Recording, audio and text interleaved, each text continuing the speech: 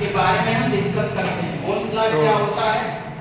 जब भौतिक अवस्था में ताप, दाब और आयतन में परिवर्तन ना किया जाए तो उस चालक में बहने वाली धारा वोल्टेज के समानुपाती होता है।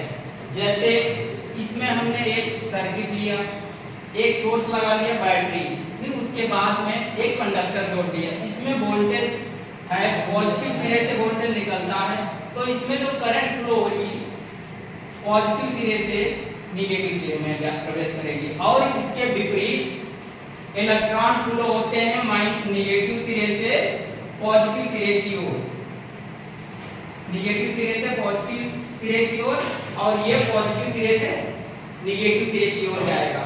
ठीक, यहाँ पर ये जो है ये नेगेटिव रहेगा, ये पॉजिटिव इसके लिए, और ये पॉजिटिव इसके लिए, ये नेगेटिव। ठीक, इसमें ये करंट वोल्टेज दिखा दिया, इसमें डिफाइन कर दिया, और करंट और ये रेजिस्टेंस है इसमें।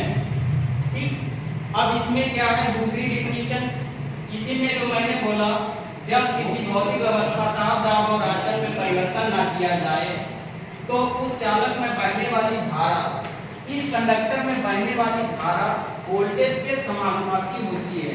जैसे V समानुपाती V और I, जब हम ये चिन्ह हटाएंगे समानुपाती का तो R आ जाएगा, घनमान R आएगा यहाँ पर। जैसे मैंने लिख दिया घनमान R into V, फिर मैंने इस टाइप से इसको लिख दिया V इक्वल टू IR। दूसरी डिफिनीशन ये है, जब भौतिक अवस्था ताप, दाब और आयतन में परिवर्तन ना किया जाए तो उस चालक में वोल्टेज ड्रॉप जो होता है, इसमें जो वोल्टेज खपत होती है यह विभवांतर धारा के समानुपाती होता है।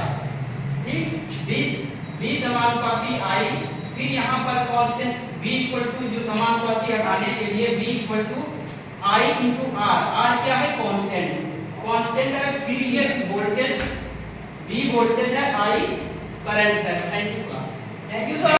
और करंट और ये रेजिस्टेंस है इसमें। ठीक, अब इसमें क्या है दूसरी डिफिनीशन, इसी में जो मैंने बोला, जब किसी भौतिक अवस्था ताप, दाब और आयतन में परिवर्तन ना किया जाए तो उस चालक में बहने वाली धारा, इस कंडक्टर में बहने वाली धारा वोल्टेज के समानुपाती होती है।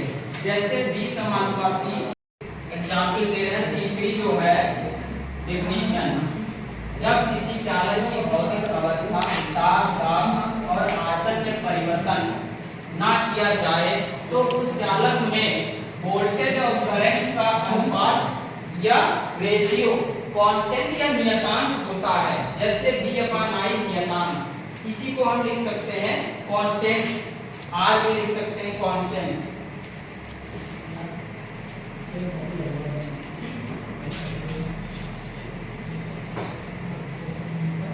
फिर उसके बाद में हम लिखते हैं इसी को V/I इक्वल टू नियतांक या कांस्टेंट की जगह पर R लिख लेते हैं, फिर हम V इक्वल टू IR लिख लेते हैं। बस, थैंक यू क्लास।